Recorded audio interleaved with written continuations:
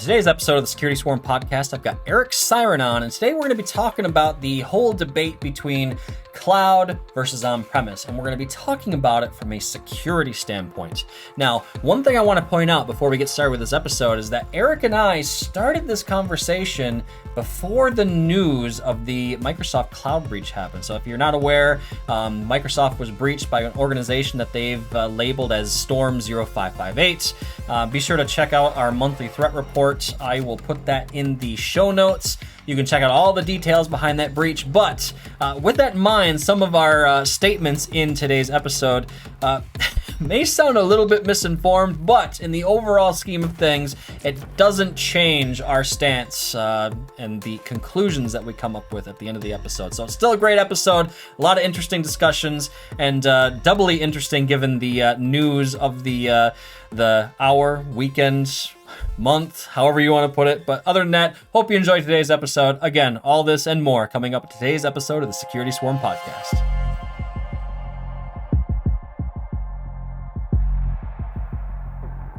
Hey everyone, welcome back for another episode of the Security Swarm podcast, the podcast that brings you the knowledge and insight straight from the security lab here at Hornet Security. As always, I'm your host, Andy Serwich, and I've got another familiar face on the line today. I've got Eric Siron. How's it going, my friend?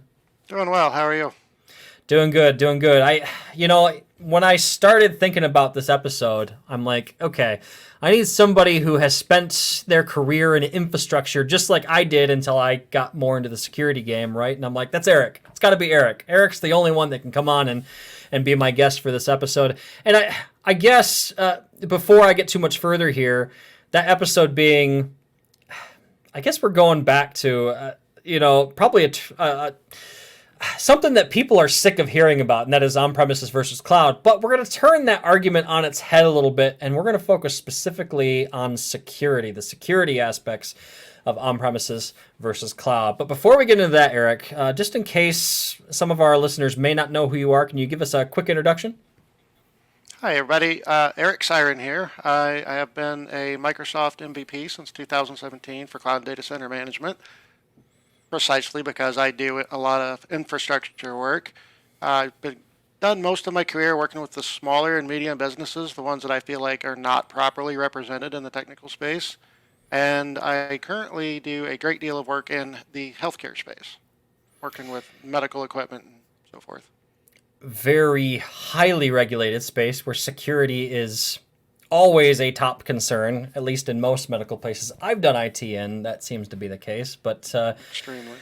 Yeah, so, and I like that you've got that background in the small to medium business space too, because like you said, it's wildly underrepresented, and maybe we need to do another episode in the future on this, Eric, but that is just the fact that I always pick on Microsoft and M365 as a platform when I talk about this, and that is the fact that when you look at any new product or feature in the 365 stack, it's clearly made with the mega enterprises in mind, right? And I think Paul Schnackenberg, our good friend Paul, and I have actually had this conversation, at least to a small degree, on one of the other episodes. If I can find that, folks, I'll link that in the show notes, but I know it's contained within the context of a different episode, so I don't remember exactly which one. Anyway, I digress.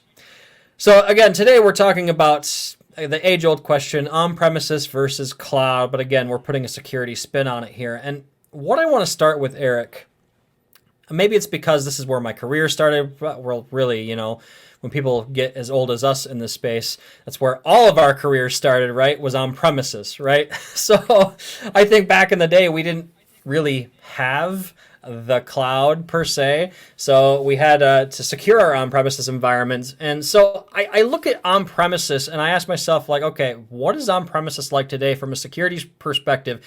And I was going through the show notes for this episode, and I'm like, has it changed a whole lot? I mean, would I do anything differently on-premise? Well, yes, of course I would do some things differently on-premises today than I used to, but generally, I think the strategy would be largely the same, right? I don't have to worry about,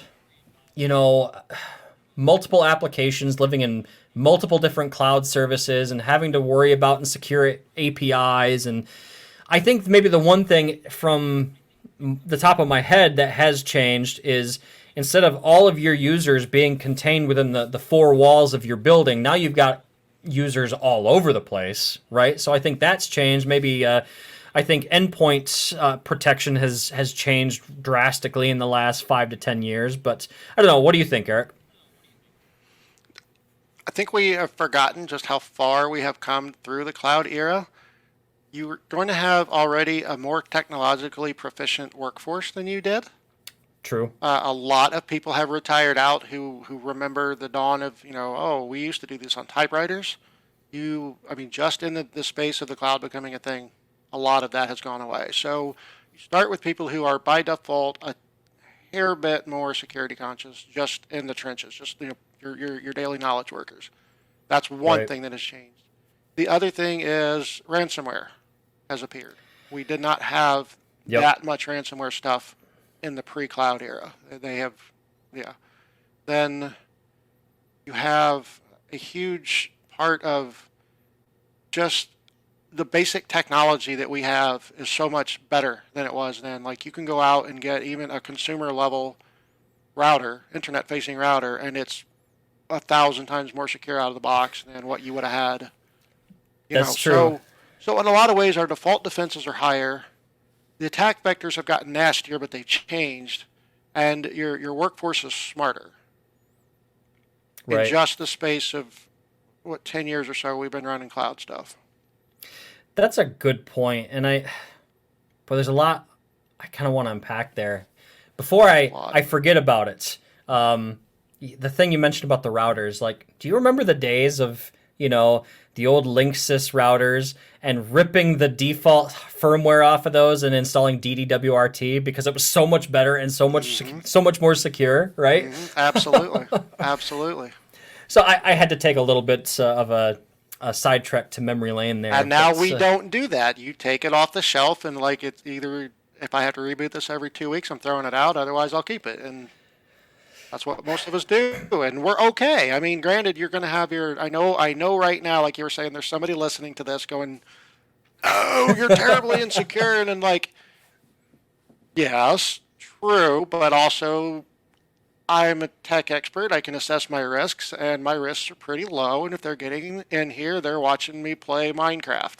So knock yourself out if that's what you want. Right. But most of us are okay, is what I'm getting at. Most of us, you take it out of the box, you don't fool with it, you're probably going to be okay. Right. And I think the other thing that you mentioned that I definitely want to take a second and talk about is ransomware, because I think it was, again, talking with our good friend Paul again on a different episode of this podcast.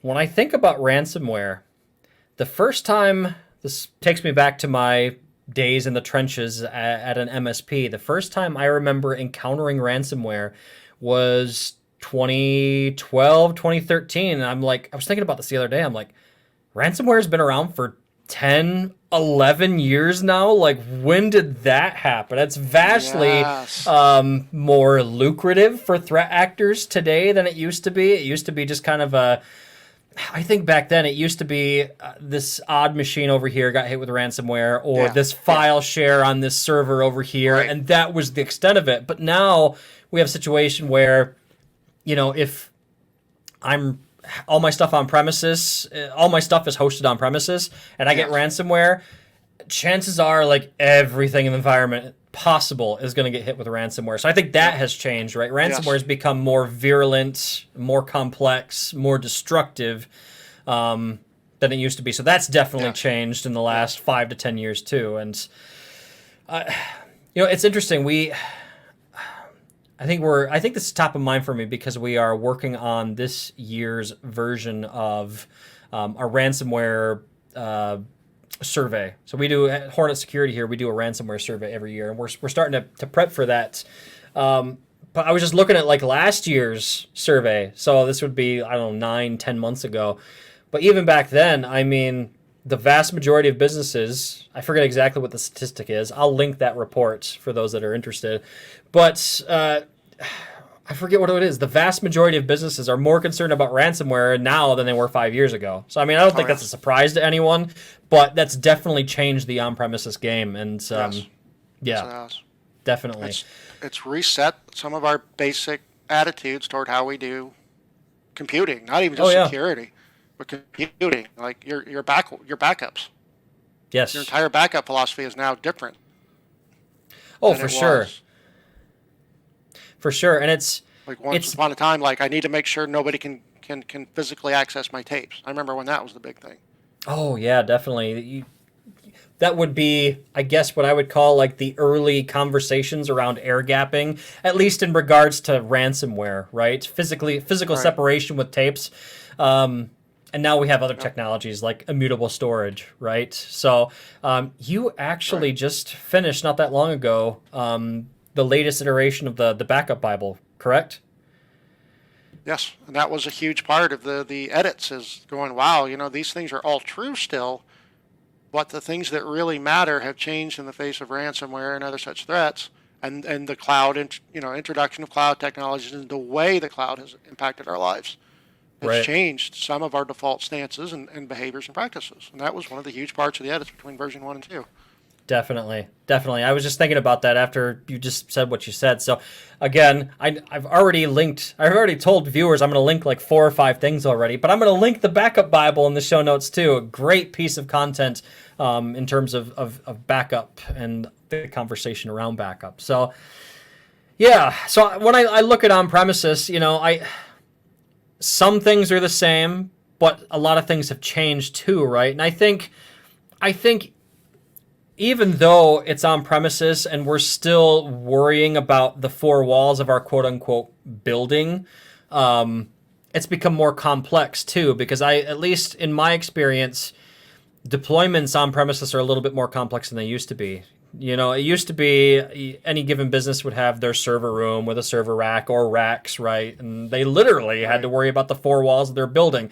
And I put building in quotations here because now, for a lot of businesses, the quote-unquote building is their building and an adjacent data center or a colo location somewhere or a hybrid setup with some cloud resources thrown in.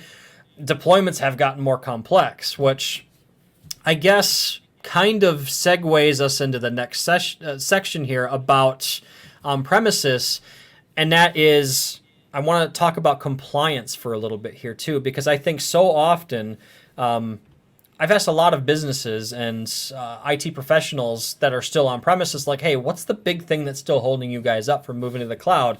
Just out of curiosity.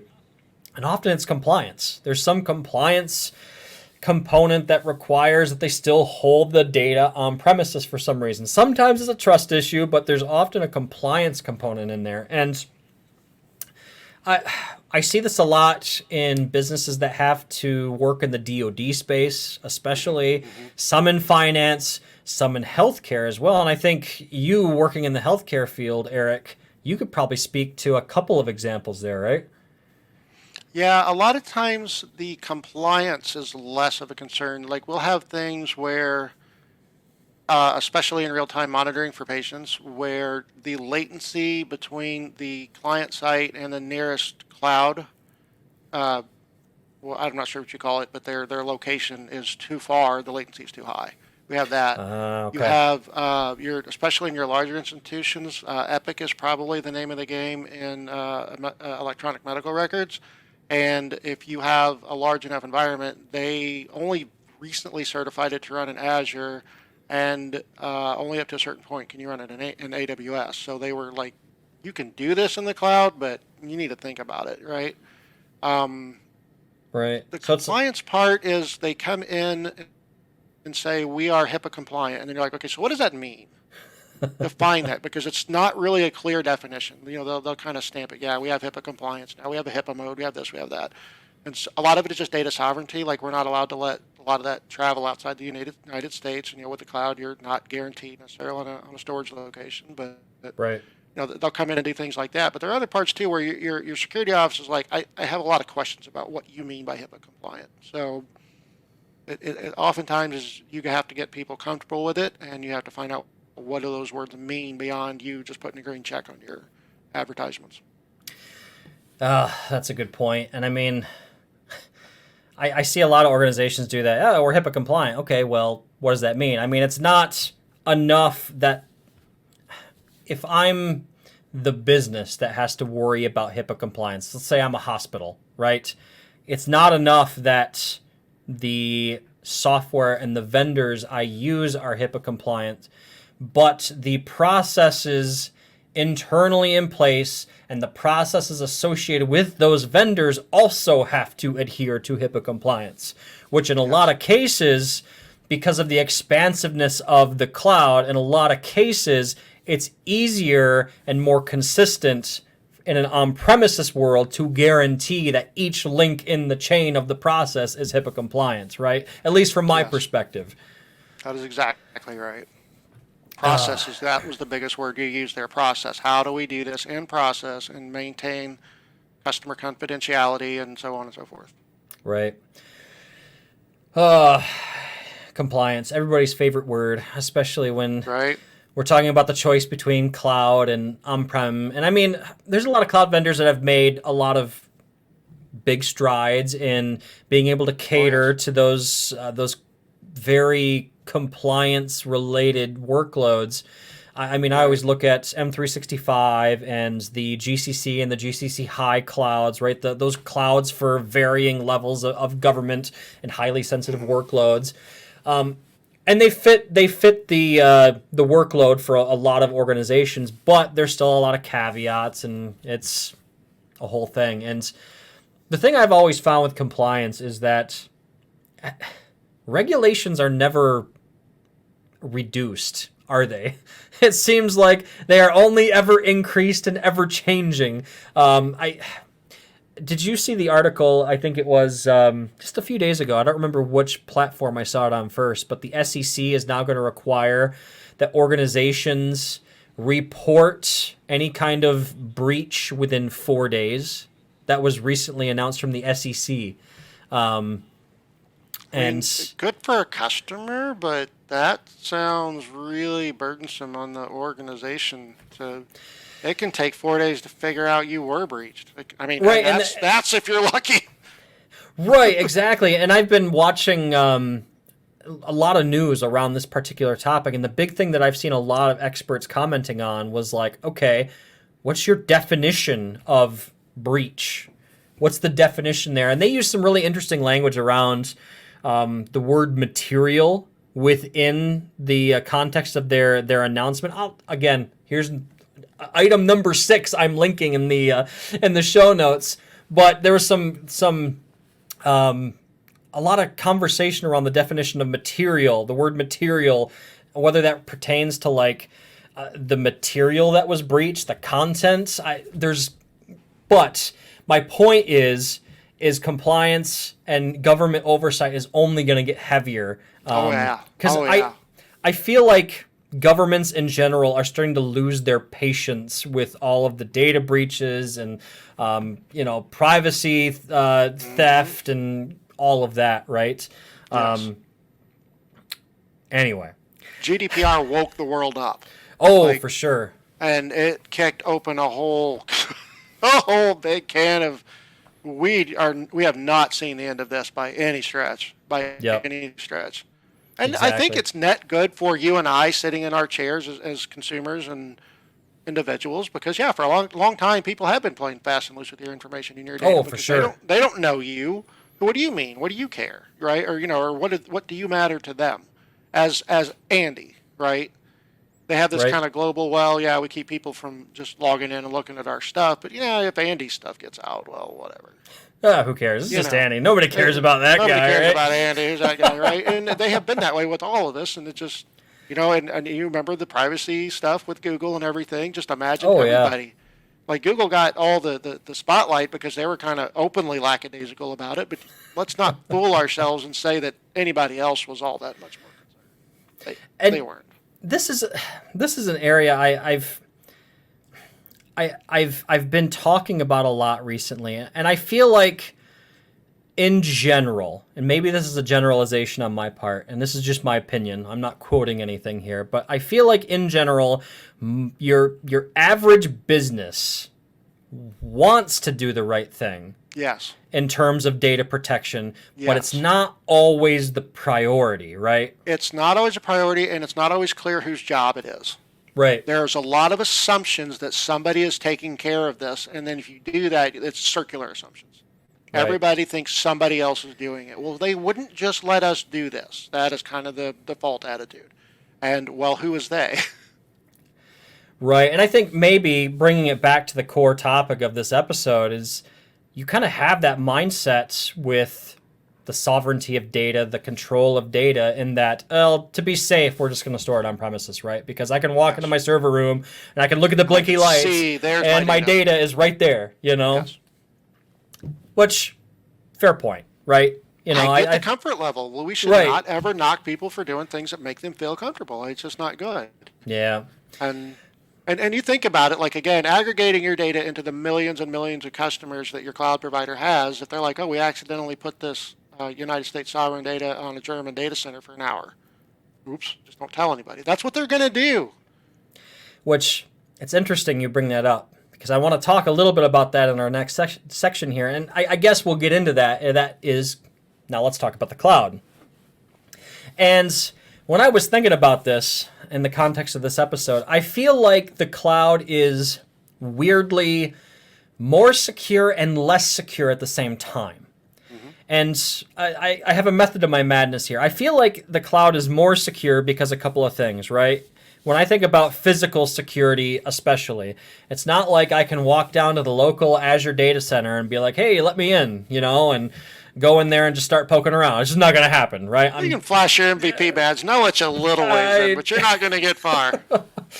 I might be able to walk one step past the front desk, right? Yeah, they'll let you in a little bit, but yeah. They're like, hey, you see that door? Go. Behind that door is a data center, and that's as far as we're going to let you go, right?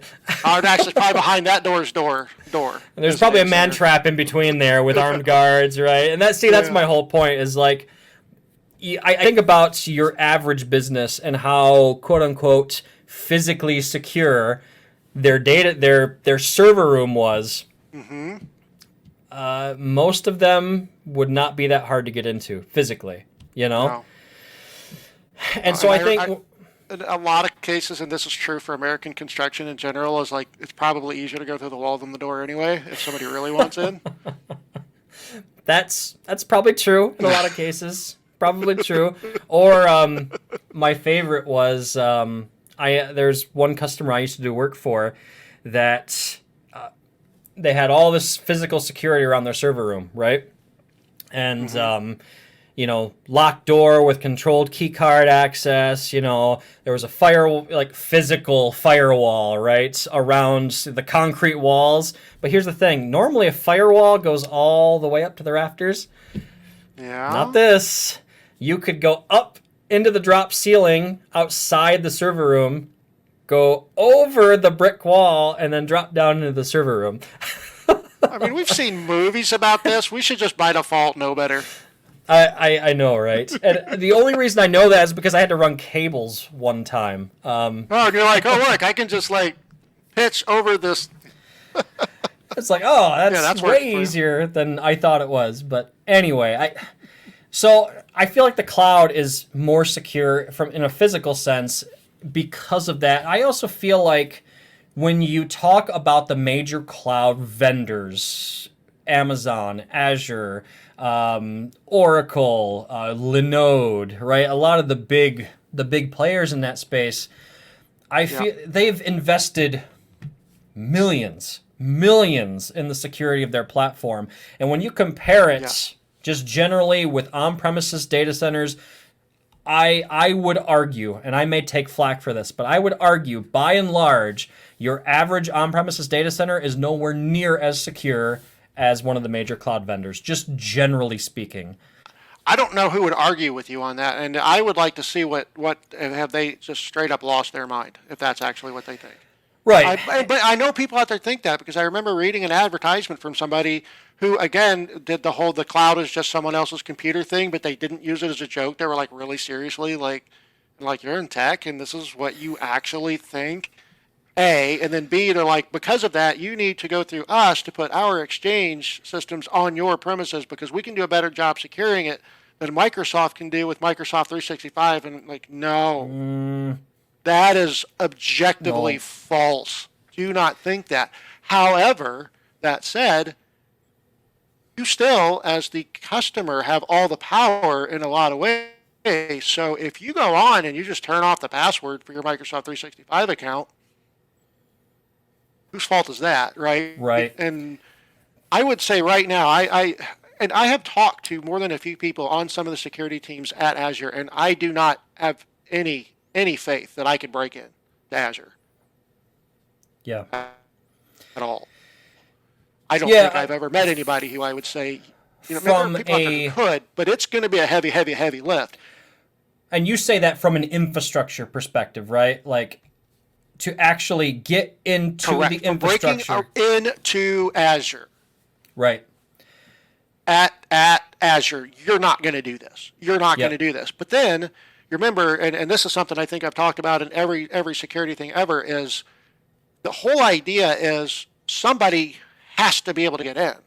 If nobody can get in, it's not worth anything. So there's your issue. The whole place of how do we get people in through authentication and encryption and all these different layers that we put on. If we say this is the porthole, this is the key where you can come in, that is where it all is, right there. This outside stuff that's beyond the decided portholes in Azure, you're not doing that. That you just forget that. You're going to have to try to force your way in through this hole where they have tried to let the legitimate user people in. And then again, coming back to you, if you turn your password off. Right. I can't blame anybody at Microsoft if your email gets hacked, Yep. And that's where I come back to my original statement that I feel like that the public cloud is weirdly more secure and less secure at the same time. And on the less secure side of the conversation, I look at it from a complexity point of view. You think about how complex our cloud environments are. Let's look at 365 specifically. I look at all of the different features and avenues and way to secure the environment, and I don't even know how many portals there are now these days, and different UIs and different settings, and there's just this huge configuration sprawl that is become unmanageable to a lot of organizations. I've worked with several organizations over the years that they have E5 licensing, which it used to be when you'd get E5 licensing, you had all the bells and whistles. Surprise, that's not the case anymore. There's stuff over and above E5 now. And here I am linking item number 7 to, I think it's number 7. I've lost track now. But if you watch the episode if you watch the episode with Paul Schnackenberg and I, we talked about the difficulty in licensing security features in M365 in a previous episode. I'll link that in the show notes. But the point is, complexity is the antithesis of security, right? Because now you've got a place where administrators can easily make mistakes, or they don't have time to get up to speed on certain features. They don't get trained up on how to properly secure the tenants. And then there's a whole other conversation to be had around how do I put this? There's a whole other conversation to be had around the Microsoft providing a platform that they then want to charge extra to secure it. You know what I mean? Yeah, I do. And it's like I that's a little kind of fails the sniff test here. It does. But let's go back to our first opener of the conversation of where we were 10 years ago and where we are today. When you go in and you just light up your Azure subscription, by default, you are in a order of magnitude more secure position than you would have been by lighting something up 10 years ago. Definitely. So, no doubts there. Yeah, I'm following you, and you're correct, and no argument here. Also, 99.9% of us are going to be okay. Right. And the other side of that coin is, I've got some friends that do auditing work, and there's always this kind of, there's no law against it, there's no regulation against it, but there's just kind of this icky feeling around using the same vendor for security as productivity, right? I think the industry term for it is vendor over dependence, right? Yeah.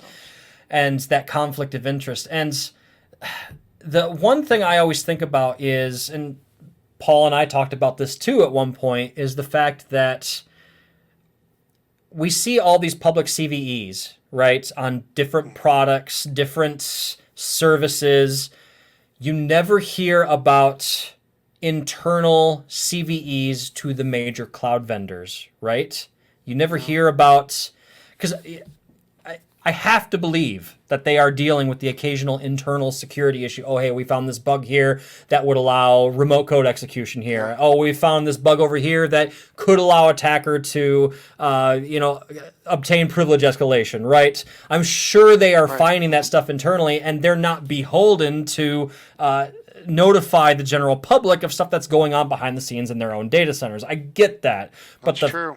It's probably like no breach, no disclosure is probably the attitude, I would guess. I would imagine so, and I think the industry is going to have to answer that question, deal with that at some point. I hopefully not in a bad way, because I don't want to be our infrastructure, because they're all advertising that. Let us, just stop having on-premises things except endpoints.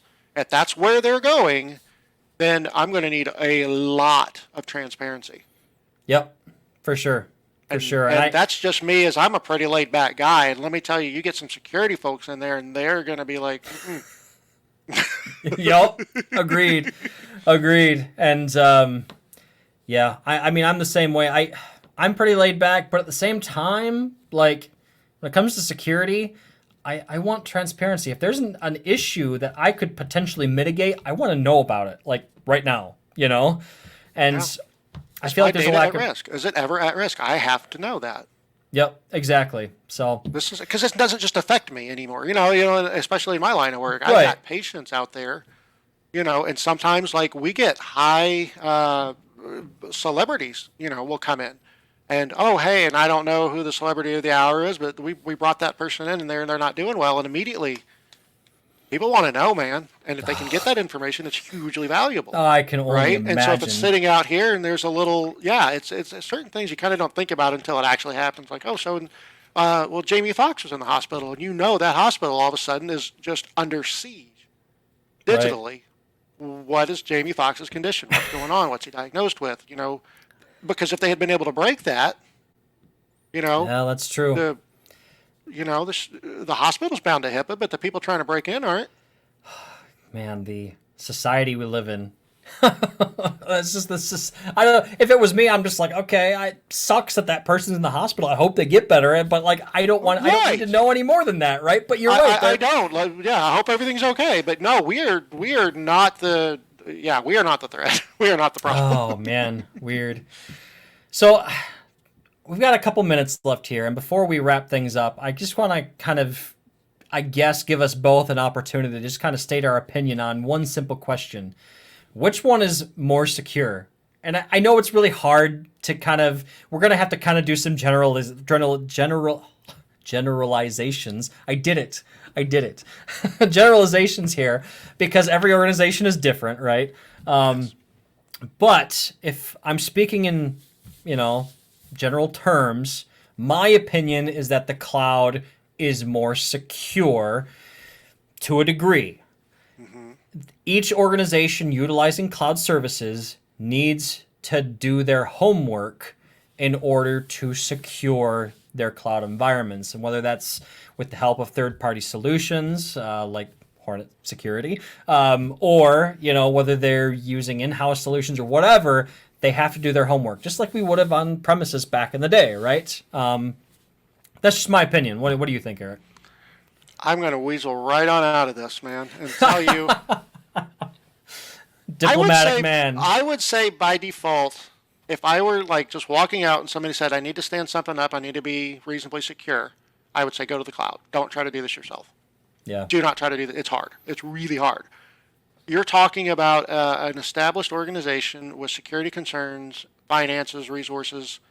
I'm going to say what you need to do is have a third-party security-focused vendor. Whether you're in the cloud or on-premises, you should not take this on by yourself. If you have the ability, you should also have an internal security team who sits around and goes, dude, you have to have passwords on your Microsoft Oh, 365 definitely. account, right? Because I'm still gonna. This is the horse that I will ride on forever. Is that really? It's the authentication holes are usually your biggest place. It's easier Yeah. to call you and go, hey Andy, this is Eric. I need your password because we got to fix something, and you go, oh, I know Eric. I'll give him my password. That's way easier for me than to try to find some 0-day exploit and poke a hole in Azure Security and having alarms and the FBI and everything else. That's true. It's always going to be at those boundaries. It's always in the places where there's a human who may not know better or who may be exploited for trust. Those are your biggest concerns, cloud or on-prem.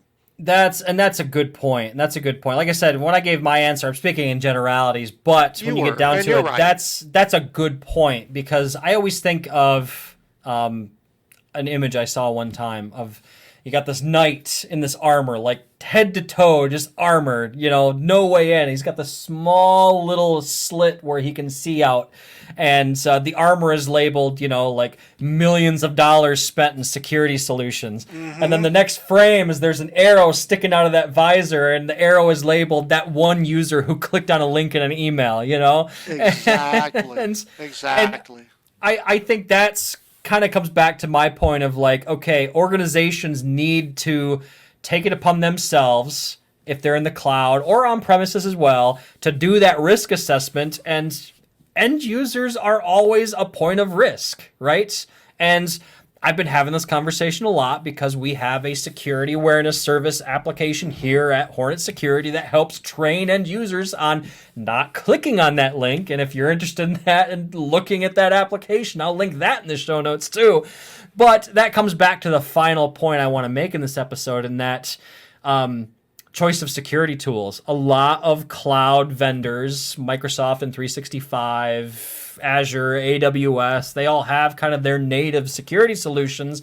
And really, when you're talking about the cloud, there's two ways of securing that platform, right? You can use the native inbox tools, or you can go with a third party, or realistically, most organizations are a combination of both. And I've always been an advocate for the third party solutions from a security standpoint, because going back to our discussion about internal vulnerabilities that never see the light of day, using a third party, to me, and yes, I'm biased because I work for Hornet Security and we provide security solutions, but for me, if I'm speaking really honestly, having a third party do security helps keep the primary cloud vendor honest, right? Yes, and I am not working for Hornet Security. I work more for the client side, and I will tell you, having a third party to do your security is, and I'm not that third party. I'll be honest with you, man. I get the concepts and I've seen the problems, but I will hire someone and say, you do this. I know. And you bring people in who have the experience. You say, oh, yes, we have dealt with data breaches before. Yep. We have dealt with security holes. We have plugged CVEs. Yes. Bring them in. Let them do it. It will be net cheaper than having you trying to figure it out, you trying to do it definitely. on your own. Yeah, I mean, so if you want somebody who isn't a third party and is not going to make a single penny off of, whatever third party you choose, I'm telling you, do this. This is worth it. Yeah.